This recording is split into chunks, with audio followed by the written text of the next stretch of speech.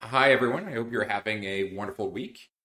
I'm playing the course. The most requested types of interviews and videos these days are of people in the crypto world. And I think one of the most successful videos was on what's going on in crypto. And people were wondering, okay, how does one transition from the normal world, if you want, to the crypto world? And as a result, I thought today we would invite my good friend Mark Lurie, who went from his own transition from VC to Web2 to crypto with all the ups and downs along with it, and a journey that you can learn a lot from.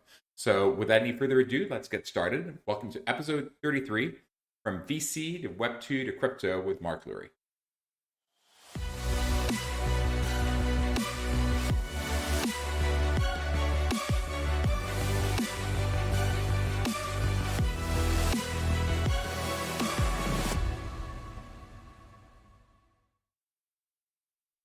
So, Mark, thank you for joining us. Thanks for having me, Fabrice. Really a pleasure So to be before we here. get into the meat of the story, maybe give us a little bit of your background and how you ended up to where you are today. Sure. So I run a company called Shipyard Software. It is an exchange group for decentralized finance, kind of like NASDAQ or New York Stock Exchange. I didn't start out here. I started out with an interest in economics. So undergrad, I studied the history of economic thought and really just was very interested in the way that economic systems have developed over time.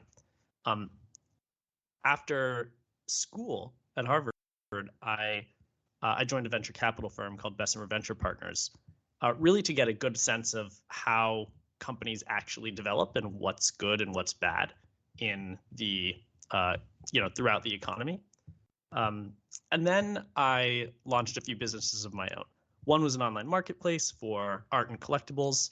And then I made the shift after I sold that. I made the shift into crypto with a registry for NFTs. It was a really early NFT protocol called Codex.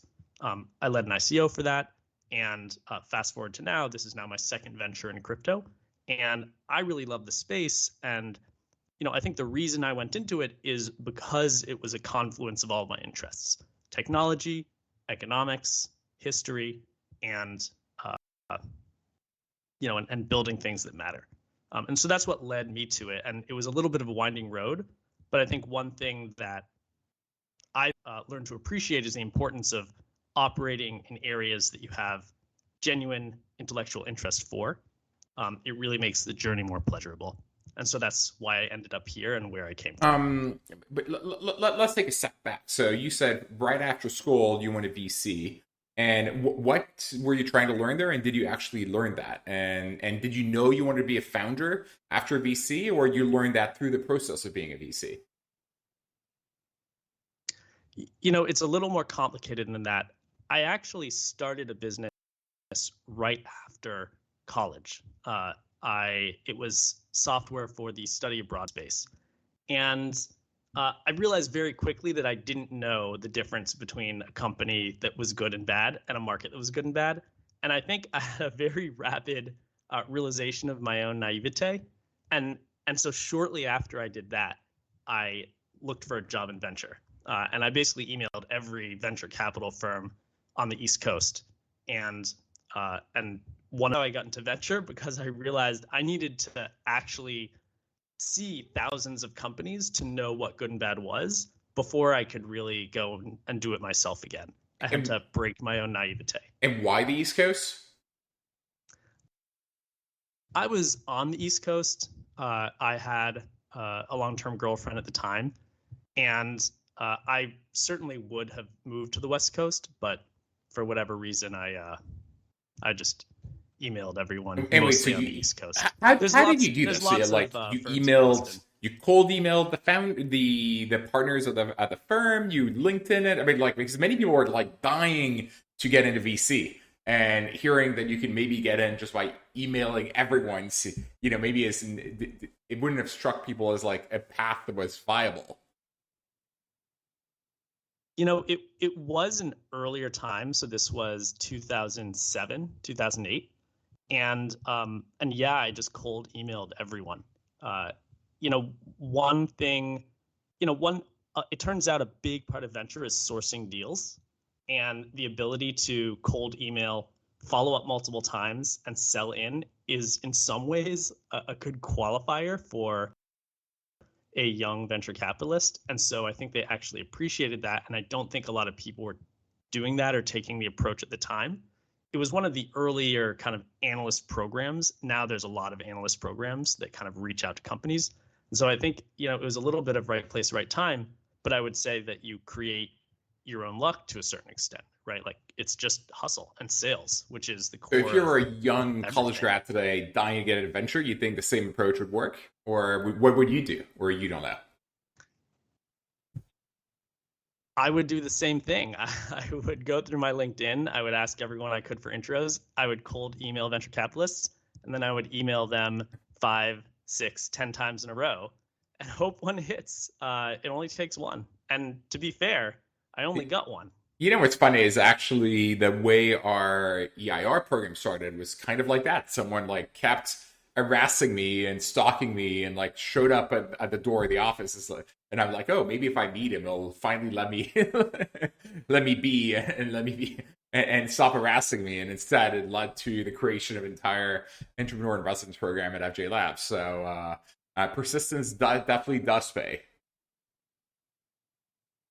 Hustle respects hustle. So you went to Bessemer Venture Partners. Did you get what you were expecting to get? Like seeing thousands of companies and understand what's a bad company versus a good company?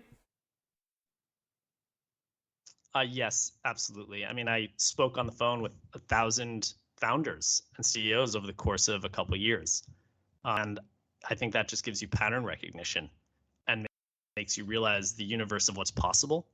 And that context is really important for deciding what to do next. I also think it has some negative impacts on being an entrepreneur, but most actually, out of curiosity, since you bring it up, what are the negative impacts? I think starting a company is a journey that has to start very early and isn't always rational at the time you do it. And I think venture trains you to look at markets and take this very top-down approach, which is smart and is especially smart for investing. But I think a lot of startups make a forward pass that is kind of one step earlier and requires kind of a different level of analysis and intuition than just top-down. And so in my first business, I was an IR at FJ, what was in the future going to become FJ Labs. I took a very top-down approach, and I actually think in retrospect I would have done it a little differently. And so just maybe for the sake of clarification, I think the top-down was like we analyzed whether the idea made sense, but what we underweighted was probably what the personal connection to the idea is what you're trying to say, or you're trying to say something else. So like, what would you do or have done differently in hindsight?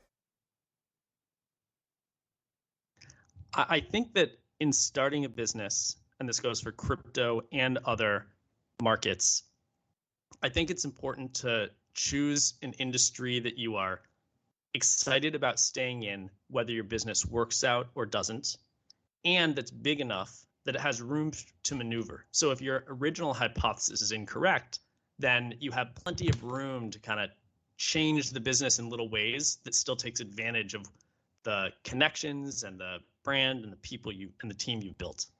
And so, I would underweight I would not worry so much about what my hypothesis was for the specific business model. I would just choose a really big market that I like a lot, go with a hypothesis for a business model that I thought was good enough. And that's kind of how I'd choose what to start instead of really wanting to have high confidence in the specific business model that I go with. So I think we've started a way more founder idea fit since those days where we're like overvaluing, I think, the idea. And I've taken that absolutely to heart because at the end of the day, it's something you need to be stick with through the good and bad times. And there are going to be many bad times along the journey.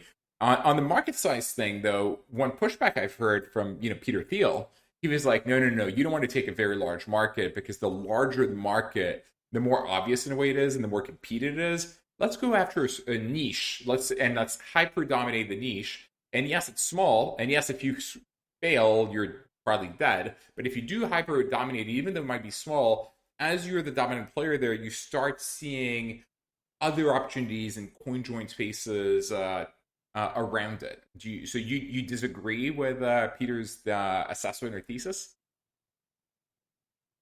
To a certain extent, I do disagree, but I think you can reconcile the two views.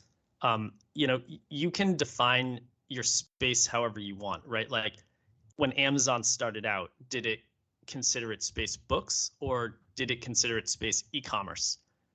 I think in Peter Thiel's approach, he would say, oh, well, they started with books, right? Smaller market. Or maybe even they would have started with a certain type of book.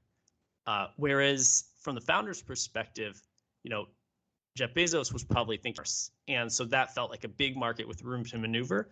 And the team and capabilities he built up for books were probably going to be applicable to other categories. And so I think you can I can see that. I mean, many often in our marketplace founders, we tell them go vertical, right?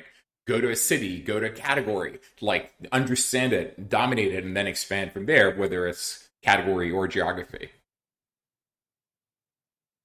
That's right. And the other thing I'd point out is that business risk is just one component of risk as you start a venture. There's also career risk and there's financial risk. If you raise money, personal financial risk is a little out of the picture. Business risk is what it is. But career risk is also important. And so starting a business in a market that's big and that you actually want to be in is also beneficial from a career perspective, not just from a business perspective. And I'm not sure Peter Thiel is speaking to that aspect of personal decision. Yeah, no, I think he thinks purely of like, are they building huge businesses or not? Yeah, and I guess your point is you build a company in an interesting large area, you fail, but the skill sets you've acquired are useful enough that a lot of other people will value them, and you can land on your feet with or without business school. Going back, what if you failed and choose not to be an entrepreneur on a go forward basis? 100%, and sometimes you may even end up farther along than if you had climbed the corporate ladder. In some ways, you can think of entrepreneurship as in some ways way less risky, and maybe even less risky than climbing the corporate ladder, which is very counterintuitive because entrepreneurship is seen as a very risk-loving. Yeah, I've actually often felt that people overestimate how risky it is, and also overestimate the downside, the downside risk or the downside scenario. I mean, what's the worst that happens? Your company goes under. Especially if you have many of the backgrounds of the founders who were like whatever McKinsey, Stanford, Harvard, you're going to land on your feet. You'll be extremely valuable. And to your point, perhaps I've actually moved further ahead than your colleagues up the corporate ladder by taking this non-traditional path. So I definitely encourage people to not just be in the rat race treadmill and just pursue their passions in entrepreneurship, because they'll land and you're going to land on your feet. If you have to sleep in your parents' couches for a year or 6 months, it's not the end of the world either.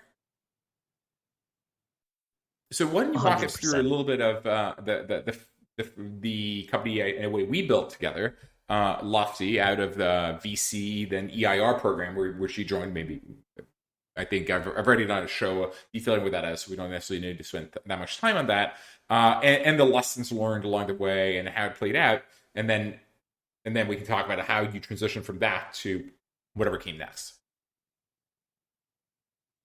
So Lofty was an online marketplace for valuable art and collectibles. And so that's kind of above eBay, but below Sotheby's and Christie's. And it was unique in that it was an end-to-end marketplace. So people would submit items, photos of items. We had a network of appraisers, many from the Antiques Roadshow, who would virtually appraise an item. And then we would sell it online, only picking up, packing, and shipping after it was purchased. And that worked pretty well. Turns out you can appraise pieces virtually. Unit economics were really good. The company was growing pretty well. Ultimately, I think it was a struggle to scale supply. Collectibles is a very supply-driven marketplace. And so our marketing channels capped out. And so we ended up selling to a provider of software to auction houses that really brought a lot of the supply. And that kind of solved the bottleneck, made 1 + 2.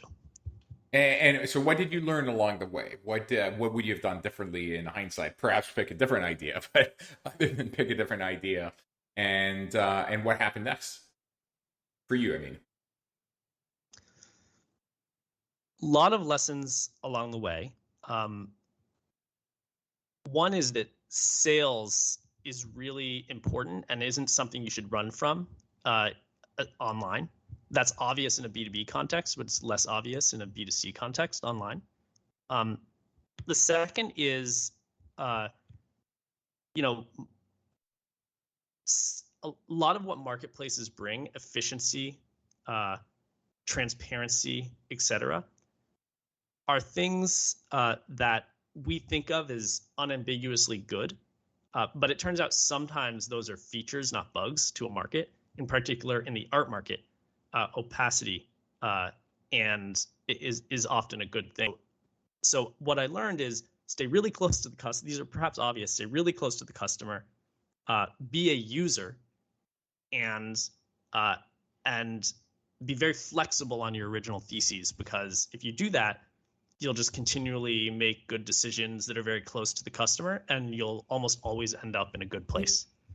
I think those yeah, were but probably the biggest lessons. I could argue some of the mistakes we made were because we were our own users and we were not the prototypical user, right? Like, so the idea for people in their 30s, 40s, or 50s that have a fair amount of money who want to buy or sell art, that we would like download an app to our cell phone, take a photo, have the appraiser appraise it, then accept it, and then it's all done for us, and it's made a lot of sense, and we kind of built that, and we built, I think, a very good UX UI for that. Turns out that most of the people that have art are in like their 70s, and A, were not that tech savvy, and B, frankly, liked going to the art gallery and flirting with gallery attendants, and didn't need the transparency and optimization of like getting the best price for the item they were looking for. There was an entire like game and play in being part of the art world and going to Art Basel, etc. And so being your own user, I think for most ideas, in most cases, if you are representative of the market, is a good idea. The problem is when we are not representative of our own market, that it gets a little bit tricky. I agree with that. It's interesting, though. A lot of the learnings around how the art market works have kind of come NFTs. full circle now, because NFTs are such a big thing in crypto, and the market structure is evolving in an extremely similar way. The parallels are non-obvious, but super interesting. So you've sold the company, it found a home for itself. What happens next? Obviously it wasn't a huge outcome. So when you're and that took a long time, it was hardly exhausting. So how does one transition or pivot or whatever or land from that? Like, and why crypto of all things? So I worked at the acquirer for a little while, and I wanted to go into crypto. It just hit all my interests. And this was in kind of 2017, late 2017. And so I explored kind of a lot of ways to do that, got involved in kind of using it myself. And, really, I think the way to get into crypto is to think about like, well, what are my strengths outside of the crypto world? What do I uniquely know? And then where's the overlap with that and crypto? Because in many ways, crypto is just another way of doing all the things which we always do in the real economy, right? DeFi is finance. NFTs are art and collectibles. And so for me, I really knew the art market and collectibles market. And so I saw that there was just a real opportunity to use blockchain to benefit that market. So would kind of expand it. And so I created an early NFT protocol because that was the fusion of my interests. And it was credible because it was the fusion of my interests and expertise. And so that's, I guess, the advice that I would give to people trying to go into crypto is think about what makes you valuable and unique. Most companies and also the market is going to need that in some way. But it's interesting that, even though Codex, which is like the first early NFT protocol, maybe it was just too early, uh, was the confluence of your different interests. Ultimately, you pivoted from that to being in DeFi and building a DEX, and we should talk about what Clipper is and how you went from one to the other. Because ultimately, it wasn't like using that background in art that led you to building whatever a next generation exchange or financial exchange. Sure, but each thing you do develops your experience, right? The dots all connect in reverse. And so, at the time, my experience and expertise was in art and collectibles, and my interest was in crypto, but I didn't have a lot of Yeah. expertise, right? And so, uh, I married those two things.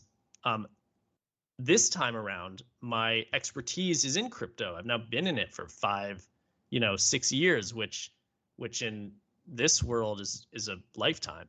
Um, and and so then I have a different set of expertise and knowledge and awareness, and that launches me to do something else, which was not in art this time. And so I think these things build on each other.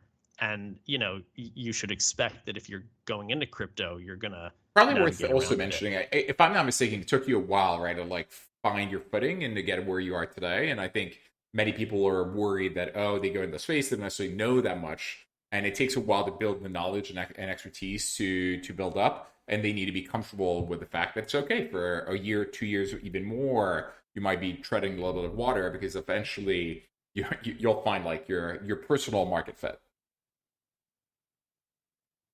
It's really true, and it's hard because you hear a lot of headlines about how you know companies go from and entrepreneurs go from 0 to 100 miles an hour, by the time they're 21. And the reality, and that's just not the typical reality. I mean, first, most businesses are started by people, successful businesses are started by people, I think, in their 40s. I think there was a study once. And the in any industry, it takes 10 years to really build expertise and know what you're doing. It's really hard to shortcut that. And so whether you're becoming an excellent marketer or a good entrepreneur or really understanding a space or finding where you fit, it's going to take 10 years until you really know what you're doing. And expecting it to be faster, I mean, that's great, but it's not always how it goes. And that's why I think you have to give yourself compassion as you take your winding path. There'll be ups and successes, there'll be downs, there'll be failures, but you learn a lot from it all. And ultimately, if you persist, it all comes So together. how did the idea for Shipyard come about, and what is Shipyard, and what are you up to these days? So, uh, so I have an old friend, Abe Othman. We were undergrads together at Harvard, and we constantly talked crypto and what to do in crypto. We thought about doing a fund at one point. He was an advisor to Codex. And so we always kick back and ideas back and forth. It turns out that Abe, he had done his PhD in computer science, and he had wrote his dissertation on automated market making. At the time, no one really cared about that. It was really pre-blockchain. Fast forward to now, and it is the research that underlies a lot of decentralized finance. And so Abe and I started from the position of like, well, this is something that interests both of us. There's, here are our abilities and our interests. And we created a company that really matched them. And that was the genesis for Shipyard Software. And the vision is to create an exchange group for decentralized finance. So there is a first wave of DEXs in DeFi, like Uniswap, that are kind of one size fits all. There's going to be a second wave of DEXs with more specialized design that have best execution for specific types of users. And we want to build those with a lot of rigor and discipline. And so our first DEX is called Clipper. It has the best prices for trades under $10,000. We launched it early in the summer, and it has been a top 5 DEX by usage since. We just launched on Polygon a couple of weeks ago. We've done about 70,000 trades. And so I think our thesis is really played out, and been successful in this market. And it's also something that we both just love. What's interesting is, in a way, your thesis is kind of like the continuation of the verticalization thesis we've had at FJ Labs and marketplaces, which your first company was an example of. But this is a verticalization of Uniswap, but not a verticalization from a only which pairs are we trading perspective. It's actually from which customer segment we're going after and how are we best addressing that customer segment. 100%. And so what that's sorry. Right. And what's interesting is, DeFi, I just want to emphasize this, and crypto in general is so young. There is so much opportunity to improve upon what's there already. And so any component of the market you go into and you think really deeply about, you can figure out a way to add a lot of value. And verticalization of the first generation is like great. Yeah, I mean, we're thinking of verticalizing OpenSea, right? Like OpenSea is like one size fits all across every single category. There has to be a better way to do it for different categories. And think of it like brain trust in a way. It's like a first example of like a vertical labor marketplace on crypto, which makes a lot of sense. And we're at the very beginning. It's interesting, like so many people in the space who've been in the space for so many years who like feel that everything's been done. But if you come at it from the outside lens, there's a statistic that, or maybe there's only like 300K crypto degens, right? Like we have barely hit the mass market, even though there are millions of MetaMask wallets out there. In terms of like people that are active and doing something, it's a tiny number. Like I see what's happening whenever I'm like connecting my MetaMask and like doing a trade on Clipper. It kind of in the back of my mind of like a modem dialing in, and going to the early web pages. Like I really feel like we're in 98. Maybe we're even in 95. I mean, maybe we're in 99 from a crypto winter coming down the pike sooner rather than later. But like from a development of the space perspective, we're in 1995. Everything remains to be built. It is so true. So true. I mean, the user experience is still really tough. There's actually only a small number of users when you think about technology, markets in general. And if you get into the market in any way, 2 years from now, you're going to be an old hand, and there is a long way to go. Yeah, my intuition is like for the people in the Web2 world that want to transition, like actually bringing Web2 sensibility from a UX UI perspective to make things simple to the Web3 space is going to be an amazing value add and strength. Like bringing the normal users onto the crypto world is going to lead to tremendous opportunity. And it probably means a lot of more infrastructure needs to be built in terms of cross-chain, etc. And by the way, that's also massive opportunities. It's really true, and I can't emphasize enough how valuable bringing best practices from Web 2 is into Web 3. There are so many ways that the crypto market operates that just, don't make sense, or, are the result of how early people in crypto did things. But they often had no experience at larger Web 2 companies or, sophisticated technology companies. And so every day there's ways in which I bring lessons that I've learned from Web 2 or from venture into crypto and apply them. And, and it just makes so much sense. And then people are very willing to say, oh, this makes much more sense as a best practice. Structuring finance rounds is probably case in point. The way they are structured in crypto makes very little sense. Not to mention vesting and lockups and team dynamics. It is broken and it will change. And the way it changes is by people coming in from the world and bringing lessons. What's next? I mean, could you share a little bit of trading volumes on Clipper, or is that confidential, or like in terms of like millions per day or whatever? Because it's pretty impressive that in crypto you can go from nothing to scale very quickly. Yes, it's certainly not confidential. In fact, it's virtually all right on the blockchain. um, so I'm happy to share it.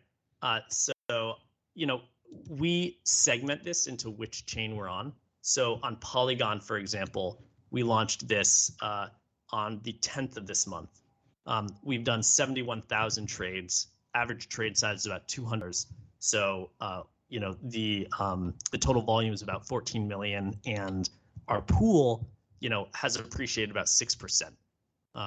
Or Clipper's pool has appreciated about 6% over the past couple weeks, and so that machine is really working. Ethereum has done about 50,000 transactions. The average trade size is about $5,000, so it's much larger, and volume is around 250 million to date. And I mean, that's pretty impressive, right? Like 0 to 264 million in a few months. It's very impressive. Things happen very quick in crypto.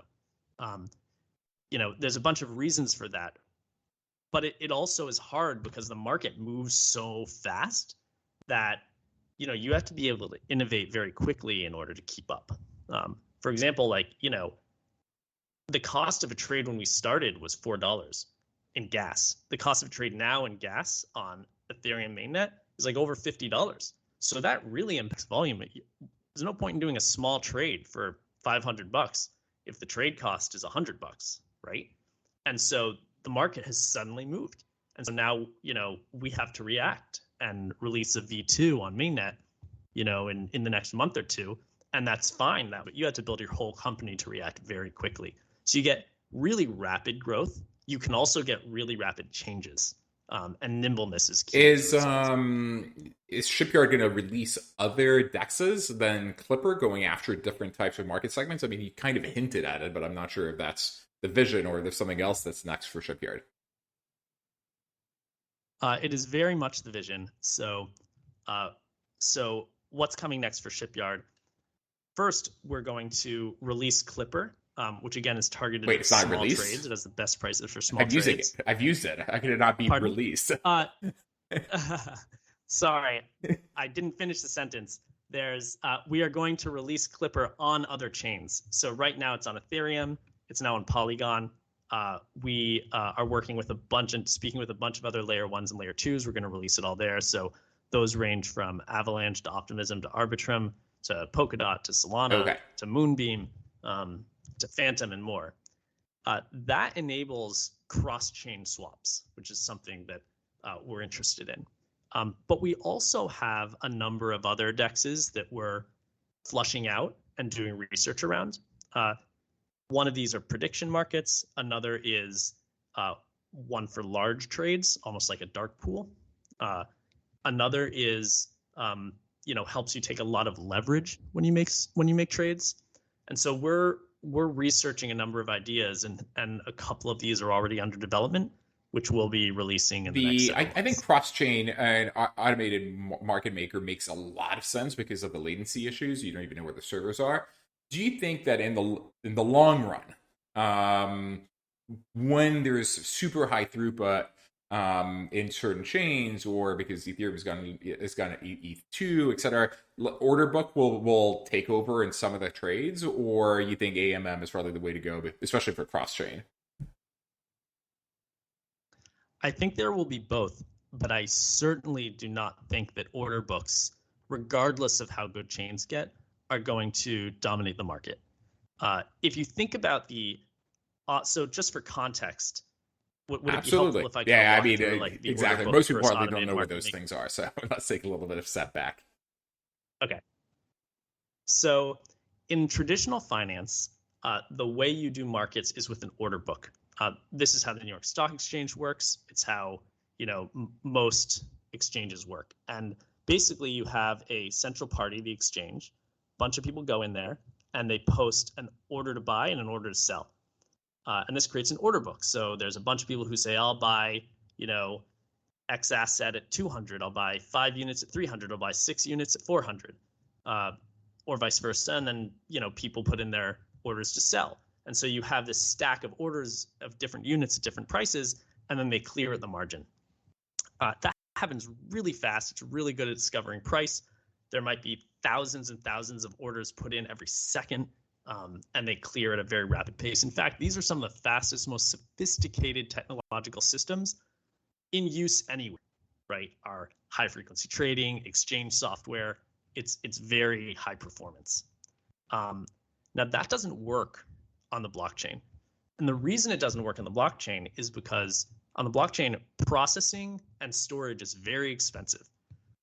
So you can think of the blockchain as a distributed database, and anytime you run some code or update that code, it actually runs on thousands of computers that reach consensus on what the changes and results are, which means any change is going to have thousands of redundant processing cycles. So it's super expensive. And that's what you pay for in gas on Ethereum. Because it's so expensive and so slow, it's expensive in both processing and storage. You can't have an order book where people are putting like hundreds of orders in every second. It's just not practical. And so that's why automated market making became an alternative solution. And the way that works is you create a pool of inventory on the blockchain, right? So people stuff a bunch of Ethereum and, USD coin into a contract that sits on the blockchain. And then anyone can come and swap Ethereum for USD coin or vice versa at a price determined by a math formula, which is based on how much USDC and an Ethereum is in that pool. And that's called an automated market maker. Doesn't require quick performance, is very low on processing and storage costs, but works really well, and you can always kind of see what you're going to get. It has its own downsides. But you don't think there's a future where transaction throughput is so high? I thought there was an order book already, DEX on either Solana or Avalanche, because they felt they could do it, but perhaps I'm mistaken. Yeah. There is on Solana, and it works to a certain extent, but it's not just speed, it's also storage cost that can get expensive. And there is no way a distributed system is going to reach the same level of performance as an offline centralized database system like that. Yeah, actually, in fact, what you're saying is there are two ways of building applications. You have centralized applications, which is where the Web2 world is, and you have decentralized, and both have their own advantages. And that's why not everything from the Web2 world would go to Web3, because some things actually benefit from distribution, security, scalability, but they're more expensive and slower. And so things that need to be super quick, mission critical, instantaneous, and inexpensive will remain centralized. And I think that's probably true of everything from marketplaces to finance and everything else. That's right. And I think, price discovery will probably always happen on centralized exchanges that are order books.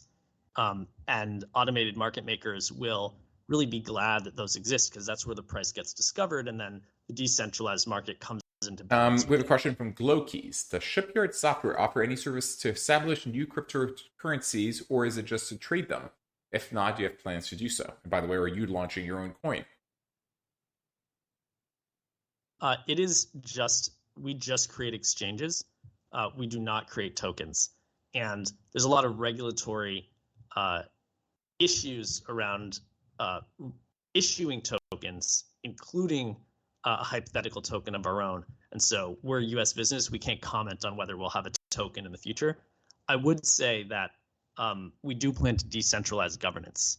One way people typically decentralize governance is with tokens. But I wouldn't say definitively. Are there any, speaking of regulation, I mean, you're a DEX, but at the same time, you're allowing US trades, if I'm not mistaken, and the entire team is US based. What's your read on the regulatory framework for the world you live in? And how have you thought that through? A lot of people talk about the regulations being unclear and vague. I don't really think that's true. I think they're pretty obvious. And I also think that regulators are hardworking, well-meaning people. I think there's a lot of people doing things in DeFi which are just not okay from a regulatory perspective. And I think the hammer is coming down. we've been very sensitive to that. And I think any person getting in crypto should really understand the regulations. Who are the regulators? What are their missions? What do they actually care about and why? And what applies? And like, do your own research on that because there's a lot of people will say a lot of things that just ain't true. And so for us, the assets in our pool, for example, are Bitcoin, Ethereum, and stablecoins. These are all Bitcoin and Ethereum are commodities. They're not securities. They've been kind of stated as such. And stablecoins, no one's expecting profit from stablecoins. And so Clipper actually stays away from all these long tail tokens, which could arguably be securities. Uniswap, for example, is supporting those. And I'm not sure how that will play out for them. But we've taken an approach of trying to be a very compliant exchange. We also cross-check trades against a blacklist of OFAC sanctioned addresses, which is something that really everyone in crypto should be doing. Another fun question from the audience: perhaps Shipyard Software is not launching its own coin as the whatever payment mechanism or the liquidity provision mechanism, but what about you, Mark? Lurie coin or Mark Cash? When is that coming? There are creator coins. There are people starting to issue coins in themselves. I don't foresee myself doing that. I'd also say that I have a friend who tried to issue equity in his future earnings a long time ago. Smart guy, ran into constitutional issues because both slavery and indentured servitude is illegal. And so I'm not sure you really can sell your future earnings. I know that there's a lot of in particular, educational financing products out in the market now that kind of do that. Wait, and by friend, you meant someone other than me? Because I actually tried to take myself public years ago. Yeah, but like did you consult a constitutional Well, I was thinking lawyer? of going public in France because I was a brand or I had more recognition in France then. I was like, hey, I'll list myself. I'll have PwC audit all my earnings, and I'll if let's say list 10-20% of my earnings, and I distribute that every year as dividends to the owners. The issue was actually not constitutional in terms of like indentured servitude. The issue is valuation expectations, where I wanted to have goodwill, right? I wanted to trade at a premium to my asset value, and all the bankers that were trying to take me public were like, well, this is your asset value. You're a conglomerate. We're trading you at like a 30% discount to your asset value. And I'm no. I'm going to be creating tremendous amounts of value in the future. If I'm not being valued at 3x my current NAV, there is no way I'm doing this. So. That's funny. Well, it'll finally be a way to measure self-confidence, the market price, and when you're willing to sell stock in yourself. Exactly. But that was my idea. I was like, at points the market is going to undervalue me. I'll just buy back the stock, and when I feel I'm overvalued, I'll sell the stock. So I thought it would make a lot of sense. Except, couldn't make it happen. That was like 15 years ago, so not recent. So I didn't realize another one of your friends had those ideas. I think it's like the small cadre of like economists who think through like incentive systems and what makes sense, who think through these ideas. I think most people would think that's completely insane. It is I think I'm curious to see how some of the experiments in crypto around just this will play out. So Alexander Ainsley says David Bowie did this decades ago with the Bowie bonds. So. Oh, I read about that at one point. That is interesting. I can't recall, but I remember he. And Glowkeys is asking, with such a background in the art world, do you consider yourself either an artist or collector? If so, what's your favorite thing to create or collect? I like clocks. I collect clocks. I find them really interesting.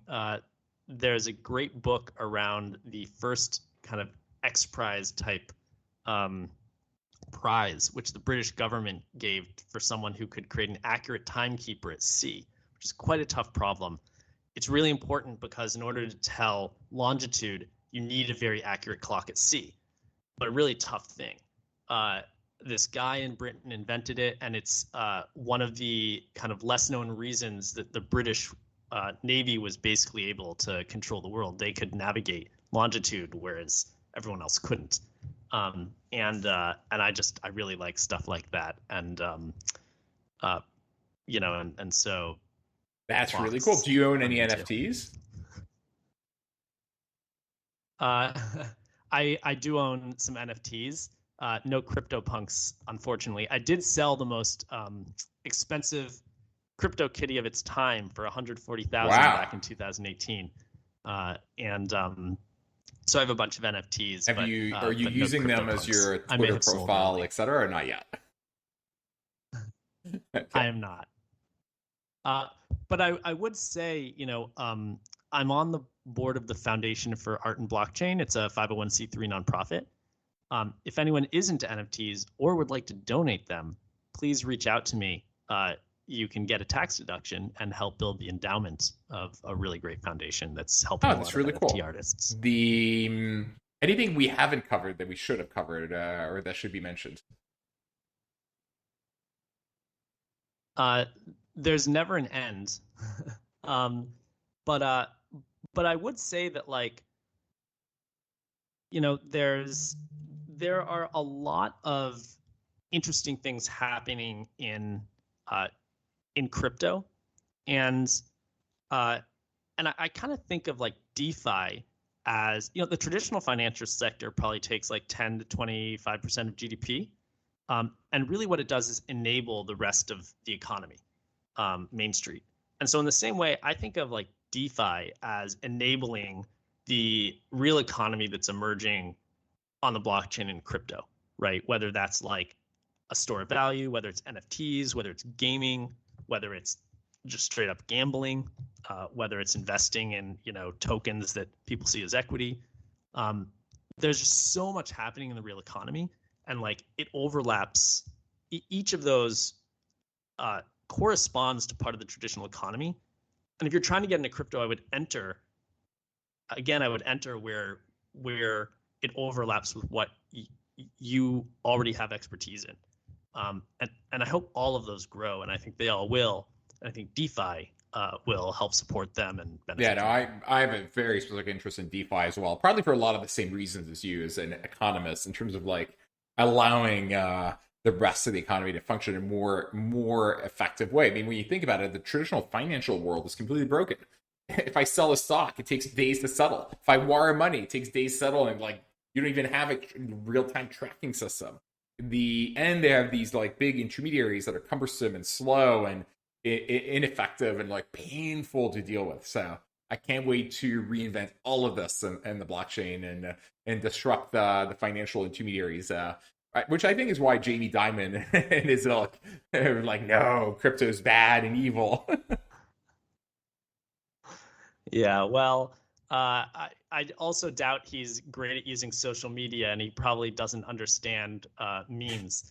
And so, if he's not a user, he's not going to get it. But once you use it, you get it. Maybe last question from Luke Kitewalker, definitely a kite surfer. Why aren't NFTs used for physical assets? Why are they not being used for physical assets? I think at times they are. So it is easy and obvious why you would use an NFT for a digital asset. But there are many NFTs represent physical objects. One way you can do this is put a physical object in a trust and make the beneficiary, ownership of that thing in a trust, and then make the beneficiaries of that trust the owner of an NFT. Then you can transfer the NFT around and its title effectively to the physical piece. In fact, Codex, a lot of the NFTs created on Codex are of physical pieces. So hundreds of auction houses around the world, physical auction houses, whenever they sell an item, it is actually registered as an NFT on Codex. There's over 500,000 of these. And they actually do represent physical items. They actually are moved around. They're kind of like certificates of authenticity. And so I think you have to be able to tie the physical piece to the NFT. But The Well, answer is actually, obvious. one last question. Do you think a crypto winter is coming? And do you have a sense of when? I do. You know, when I did for Codex, we did our ICO, and crypto winter happened like immediately after. It's very important to kind of like capitalize yourself for that. I think it will happen just because, that's the history of crypto. Obviously there's a lot of mania right now, and that comes in waves. I do think it'll happen. It'll probably happen when there's a macro event that causes Bitcoin to crash, and then that will deflate the kind of market cap of all cryptos, and that will kind of be crypto winter. I think that's macro, possibly outside of endogenous crypto causes. And so yeah, I think it'll happen, but I also think like crypto will persist through and probably won't last that long. And the falling tide, you'll see there's some idiom, I forget what it is, but you'll see who, I think it's when the tide falls, you see Yes. who's wearing clothes. Yeah, or like you separate the men from the boys for the men or whatever. The yeah. And I the could good see stuff it will being persist. endogenous, by the way, to crypto, where like in a way you could argue that all the scams around ICOs in 2017 perhaps led to the blowups. I could see how DAOs, even though they're an amazing new innovation and there are many that are extremely valuable, could lead to another like cash grab and Ponzi scheme-esque projects where that could lead to the next crash as people start clamping down on it, or like colding or becoming cold in the idea because so many people will have lost everything they've had through using over leverage or just being right out scammed at Ponzi schemes. Yeah, I mean, you could be right, and especially as DeFi enables more and more leverage, leverage makes the system more brittle, and you can end up with a Minsky moment, and then there's deleveraging, and that really affects everything, and is also harder to come back from. So, I operate as if it's an inevitability, but certainly Likewise. I would rather there be no crypto winter, but have liquidity. Don't put everything in crypto because you might get hurt, and definitely don't use leverage. I would recommend, and if you use leverage, use very limited leverage, not like the 10x or 100x's. I mean like 35%, 25%, such that if things fall 50, 60%, you're still not liquidated. Probably something to live by in life as well, by the way, not just in the crypto world. Do not over lever, is when the Minsky moments or the leveraging events happen, they can be brutal. And I know many quote unquote wealthy people that went bankrupt because they had too much leverage. Well, we can end that on that. Thank you, Mark, for joining us. Thanks for having me. So everyone in the audience, next week I'll be doing a Ask Me Anything session. So I want to have a guest or a topic. So prepare the questions, send them away, and we'll take it from there. So I look forward to having all of you next week. Thank you, Mark, again.